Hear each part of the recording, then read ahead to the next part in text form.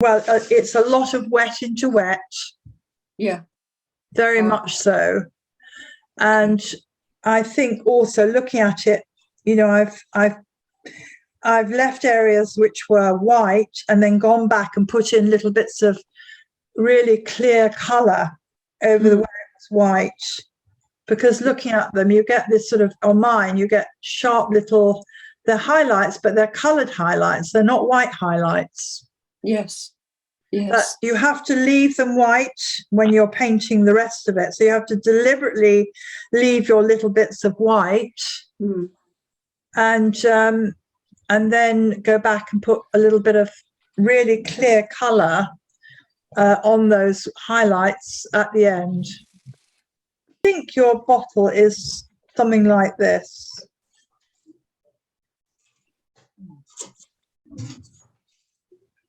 Not sure. It might not be.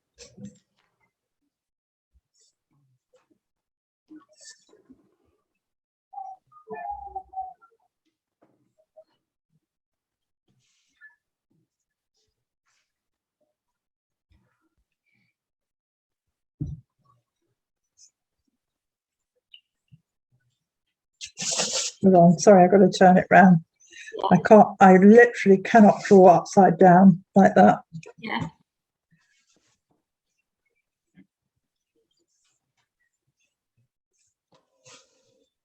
Is it that sort of a shape, or is it narrow at the top? Hold on, I'm just going to have a better look. It's narrower. It's narrower and the neck is longer. Sorry, the neck is longer. Okay. The neck is quite long. Okay. But you can't see any of it because that's got the holly on it. And yes, but you can see the bottom ellipse because I think you've shown it. You've indicated this bottom curve slightly, haven't you? only on the right-hand side. There's a leaf over it now. Well, you need to draw it so it's accurate and then rub it out if the leaf's going over it. Is it more like that? Or is it narrower? You can't see that at the back here. You can't see any of that. This is all holly. Yes, you can't see this edge, you mean? Yes, exactly, yes. Well, don't worry about that edge, but you've still got to draw it to get the front edge looking convincing. And then you can just rub it out because I know, you know, if you've got a leaf over it and you can't, well, I don't know what your leaves are, but they, you know, if it was sort of like that. Yeah. Yeah. And then another one like this. I need to make that longer. Yeah. I mean, the thing is that you do need to, you must show one, you can see a bit of the curve, and I wouldn't be able to draw that without doing the whole curve and then rubbing out the back curve. Yes. And I think you're indicating you can see something here as well, can't you? What? Just again? This curve here, can you see that on the front of yours? No, that's just glass. Okay, well, let's rub that out. So basically, you've got the side of the neck. And then further down here, you've got the water. And then you've got the water, what, somewhere here? Yes, well, a bit higher up than that. All right, even if it's here, Chris, that's got to be a curve going like that. Yes. Like a smile.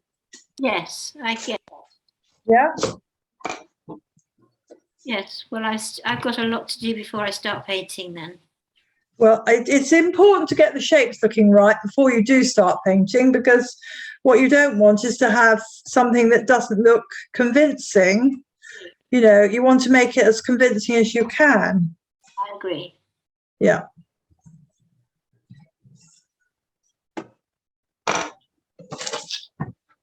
Right, has anybody started painting yet? I think I'm going to start painting mine. And as usual, I'm going to start with the top and work down. I'm not going to start at the bottom and work up. None of mine things are going to change or move because they're all fixed. They're, you know, they're man-made objects. So I'm going to start with this ribbon shape, and it is very much something that involves tone again. Perhaps Lucy, could you spotlight me again on my so that they can see my subject, if it's still possible? Is it? Yeah. Okay. So I'm just going to point with my, those of you that want to look, this bit here has got is a dark tone because of the folds, and here, and a bit here. The light is hitting there and that side, and that here, and then under here it's very dark. Whoops. And there's some dark in there in the dip. So I'm going to do it tonally, just like I did with this one here with the holly and the what's it. And I'm going to start with a sort of the mid-tone and create the light tone by dampening the edge of it, or even dampening the area that I'm working on, so that the colour fuses into that damp area without there being an edge on it. Okay. It's wet on wet there then. Yes, I probably would use wet on wet. Yeah, I'm going to just try it and see. I've got a colour that's sort of mixed already, so I'm going to try and use that.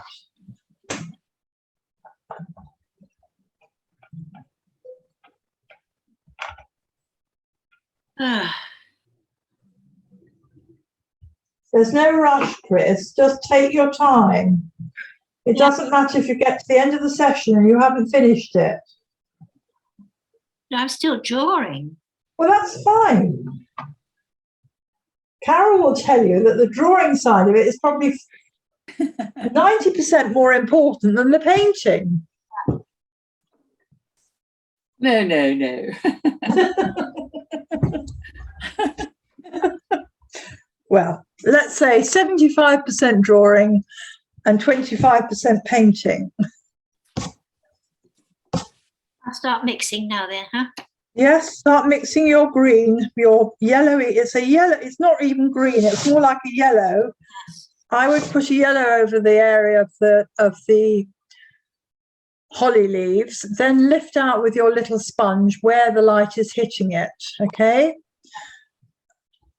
And just simply take that step first of all. Don't worry about the darks or anything else at the moment.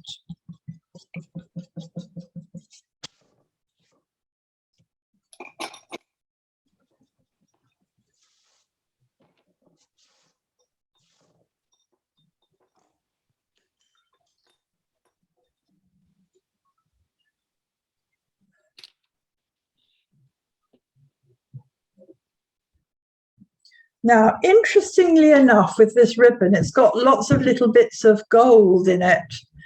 And if I paint this all red, I'm not going to be able to paint yellow over the top of it and make it look like gold. So I'm going to start with yellow and then put the red in. But that's my ribbon. You may have a ribbon that doesn't have any embellishment on it.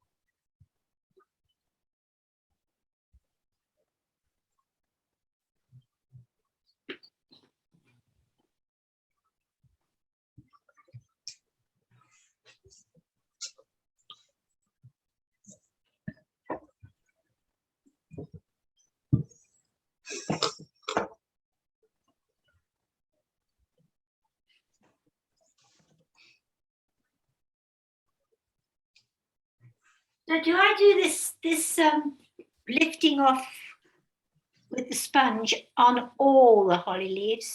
Wherever you can see a shiny bit, yes. I mean, it may be that there's some that aren't catching the light, in which case then you don't need to.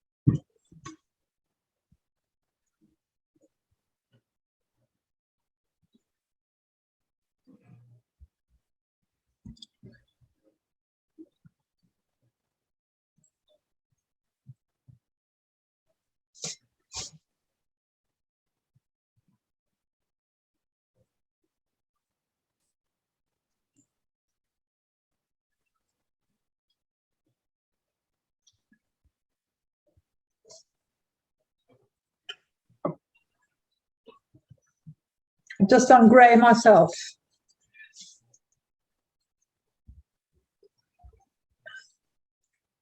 Very nice. That's just a mixture of the three colours and quite a lot of water to make it pale, as it will dry a bit lighter than that. Mm-hmm.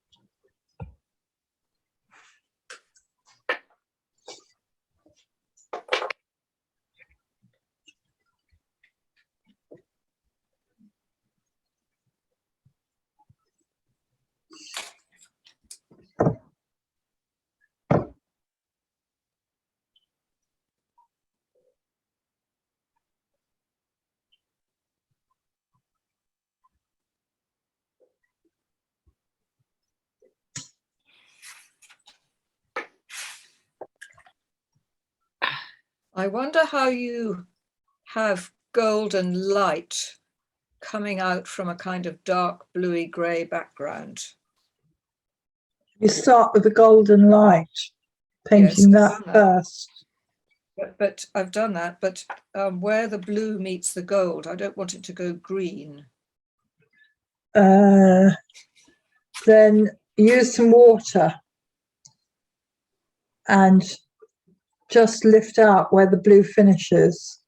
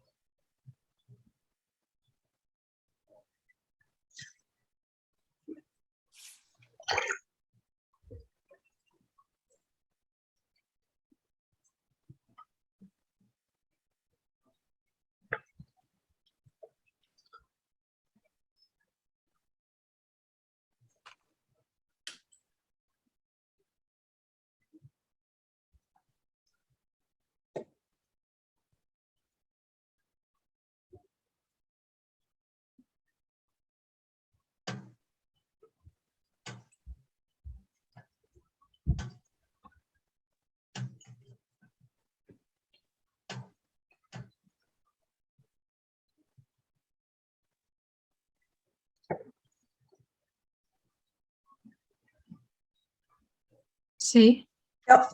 can you move your painting down a little bit? Thanks. Yeah.